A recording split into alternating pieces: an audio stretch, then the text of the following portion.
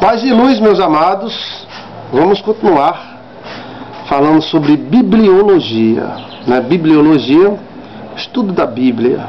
É importante você conhecer esse livro sagrado, maravilhoso, que ele é a base da nossa fé. Vamos continuar, né? A gente parou na questão da visão ortodoxa, né? Na visão ortodoxa é que a Bíblia é a palavra de Deus, que a Bíblia é a revelação de Deus para nós seres humanos seguirmos e sermos felizes. Mas a visão modernista, vou dar a visão ortodoxa e a visão modernista, para que você, obreiro do Senhor, fique sabendo, né? Fique sabendo as visões. A visão modernista diz que a Bíblia contém a palavra de Deus, né? Por que contém? Porque existem partes na Bíblia que são partes históricas, meramente históricas, segundo a visão modernista, e que ela não se trata de mandamentos ou ordenanças de Deus para nós. Então, segundo a visão modernista, a Bíblia contém a palavra de Deus, e segundo a visão ortodoxa, a Bíblia é a palavra de Deus. Jesus fala sobre a autoridade das Escrituras, isso autenticando, né, o uso das Escrituras. Como diz as Escrituras, rios de água viva correrão no seu ventre. Aquele que crê, como diz as Escrituras ali, era justamente a Bíblia da época de Jesus. Escritura, os profetas, a Bíblia era chamada de Escrituras e também chamada de profetas, né? Então Jesus Cristo diz, como diz as Escrituras, rios de água viva correrão no seu ventre. Então Jesus afirma o uso da Bíblia, né? Não dá para a gente sem a ideia da Bíblia, eu acredito em Deus, mas não acredito na Bíblia. Então, a Bíblia é quem fala de Deus e acreditamos em Deus hoje. O Deus que nós conhecemos vem através da palavra de Deus, da Bíblia. Paulo declara que toda a Escritura é inspirada por Deus. 2 Timóteo capítulo 3, versículo 16. Toda a Escritura é inspirada por Deus. A Escritura, como eu lhe falei, é o nome da Bíblia na época. Era as Sagradas Escrituras. Eram as Escrituras, as inscrições, as cartas dos profetas. Então, Paulo afirma, toda a Escritura é inspirada por Deus. 2 Timóteo 3,16. A Bíblia é a revelação de Deus. Ou seja, Deus se revela através da Bíblia Sagrada. Deus se manifesta através da Bíblia Sagrada e as experiências do passado servem para a nossa orientação no dia presente. A Bíblia é a bússola do crente, ou seja, é a Bíblia que guia o crente para a realização da sua vida espiritual. Ou seja, essa bússola maravilhosa, ela nos leva justamente para o norte espiritual, que é o Senhor Jesus Cristo, que é Deus.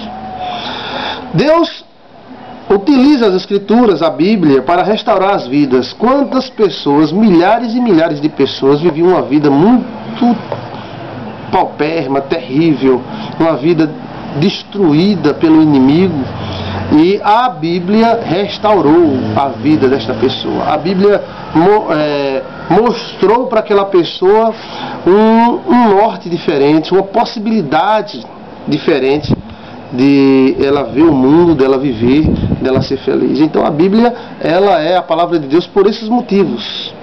As formas de revelação de Deus, né?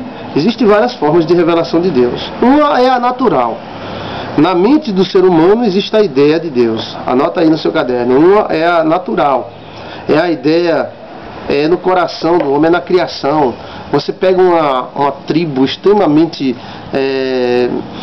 isolada e você vai lá e você vai encontrar lá a ideia de Deus, a ideia de um Deus, a ideia de um ser maior, a ideia de um ser que sustenta tudo. Então, uma das maneiras que Deus se revela ao homem é através da sua natureza.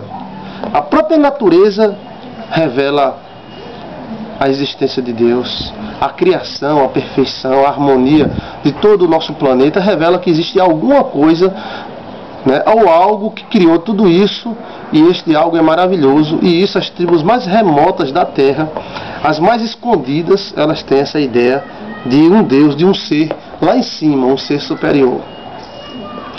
A segunda forma de revelação de Deus é a revelação escrita. Então, Deus se revela nas páginas das Sagradas Escrituras, né? Ele se mostra através das páginas das Sagradas Escrituras. Através da Bíblia encontramos o relacionamento de Deus com algumas pessoas, com alguns povos, e esse relacionamento se deixa revelar o caráter de Deus. E a terceira parte é a revelação pessoal, ou seja, Deus se mostra a você. Deus, ele se revela a você, ele se deixa achar. E isso é importante, é uma revelação de Deus pessoal com você. A Bíblia foi escrita em 3 línguas principais: hebraico, aramaico e grego. São as 3 principais escritas da Bíblia, né, idiomas bíblicos: o hebraico, o aramaico e o grego. A maioria do Novo Testamento foi escrita em grego. O grego koiné, que é um grego simples, falado no meio da rua, nas feiras, nos feirantes. Então era um grego bem simples, não era aquele grego clássico, não, que era falado pelos sábios, não. Era aquele grego simples.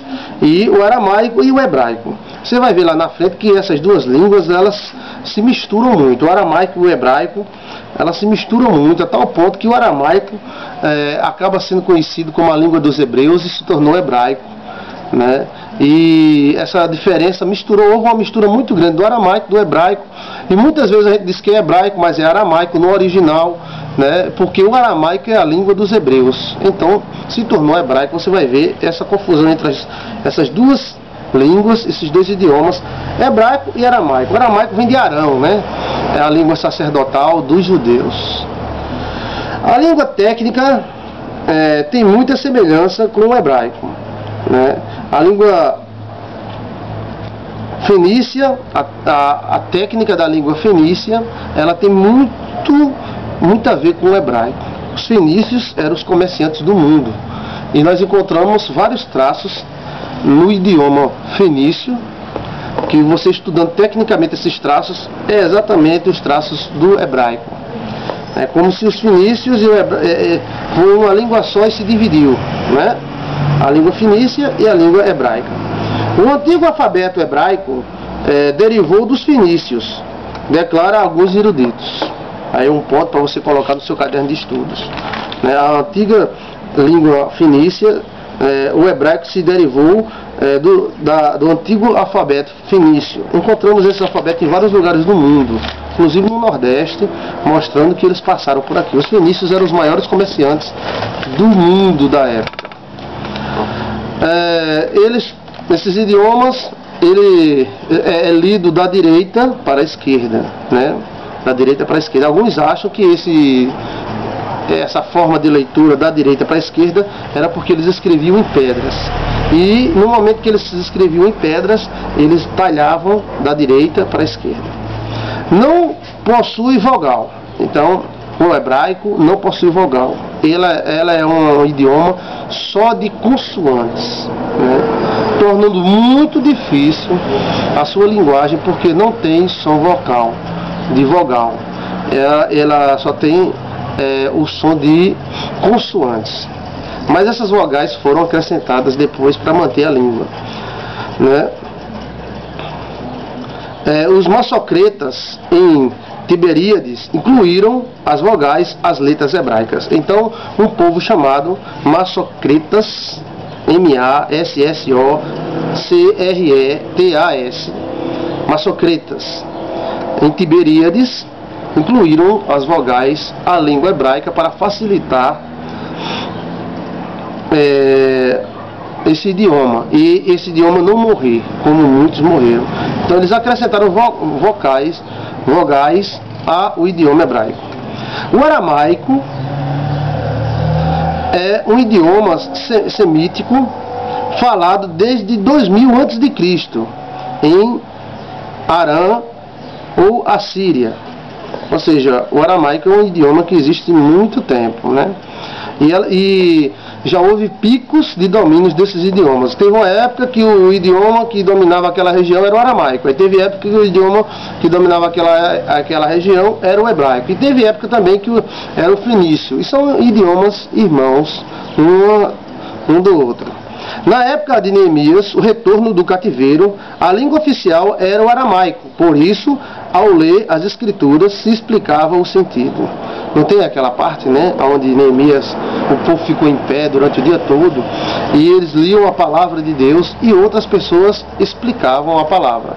Essa explicação era porque eles precisavam, a escritura estava em um idioma e a população falava, a maioria, outro idioma. Então havia uma explicação. Só que esses idiomas eram irmãos, parentes um do outro. Vamos continuar nessa questão de idiomas, aramaico, hebraico. Vamos lá. Vamos observar essa questão.